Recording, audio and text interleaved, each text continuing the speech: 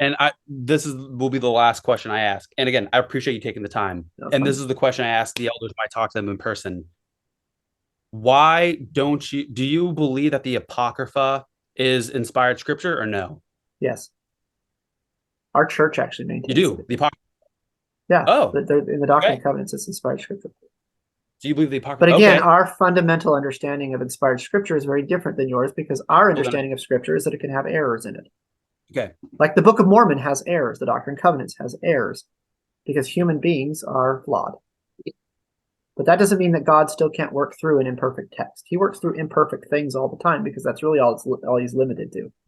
So does that not do you not see how that could be a circular logic though of saying No, I believe this is true. I point out an error, and you say, well I know it's full of others errors, but it's still true. no, Like, do you because get what the I'm saying? text it's not circular Or no? because God has a person that he authorizes to speak on his behalf. That person speaks, and what they speak and write, because they're authorized, is scripture. Then that mantle is passed after that person dies to somebody else. That is not a circular argument. What is a circular argument is believing that God exists at all But why do you believe that then? because I choose to, You choose to. which is all you're doing. You're choosing to believe what you believe. Now, I know you think that there's some divine manifestation, so do I, but that's just your belief. So then you're not saying I'm wrong. It's just my belief. No, you're wrong because you objectively believe things that aren't found in passages that you say that they are. For example, you guys believe in sola scriptura, but there's no biblical passage that could support it. You guys believe these 66 texts confirm these 66 texts, which they don't. You guys believe in the triune, co-substantial triune God, which you believe is contained in those texts, and it's not. And there is conclusive data that support that. And most biblical scholars agree with that, other than just a few fundamentalists.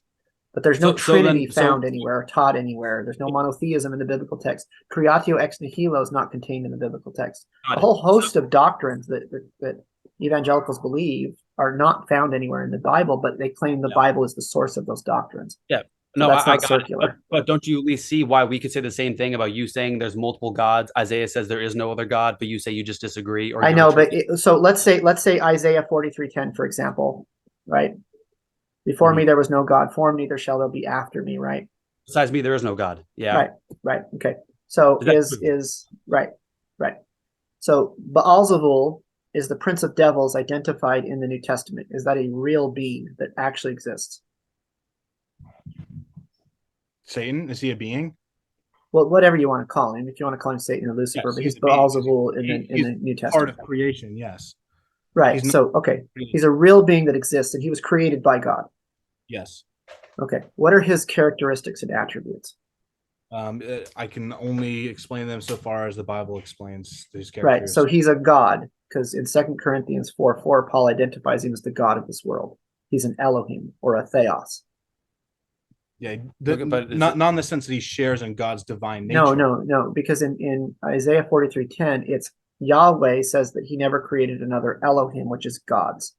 And so in the Greek but equivalent would how be would you understand Theos. Wait, how would you understand the sentence of there is no other God? That's my right, question. wait. I understand it because it's not talking about strict monotheism. It's talking about terms of incomparability, which is how every Hebrew scholar understands it. But you guys understand it vastly different because you haven't read this stuff.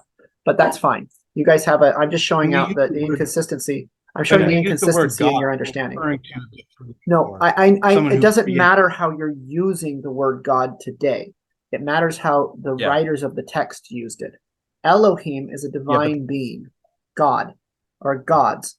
So if Yahweh, which is what it says in Isaiah 43:10, if a Yahweh never made out of nothing an Elohim, but Baal Zavul is a theos, or in Greek, or an Elohim in Hebrew, and he was created by Yahweh, then Yahweh is saying, I never created another Elohim, but in fact he did. Okay.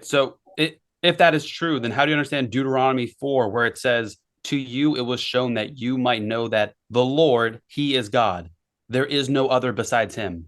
Right. That's another Of statement of incomparability. saying there Because is no. Okay. No, you guys I understand what's what you're going saying. on. You guys understand what's going on in this at these times is that Israel is being called out by Israel's God and is telling them, I am your God. There is no other God. He's not saying they don't exist. He's just saying, I am your God. And that's identified, for example, in the first commandment, which is, thou shalt have no other gods before me. If there were no other gods, the commandment would say something more like, there are no other gods besides me at all. They don't exist. I'm the only God in existence. So, But that's not so what do it's saying. you believe that? So do you believe that Baal in the Old Testament was an actual god?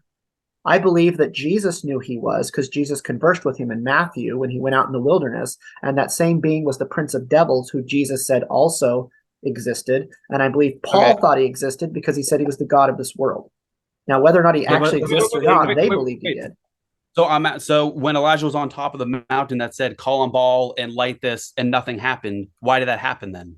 Because he wasn't the God of Israel and they were in Israel. That's a contest between two competing deities. So in that concept, why did Dagon fall in Philistine in the Philistines territory? Because Yahweh beat him. Because Yahweh what? Because Yahweh beat him.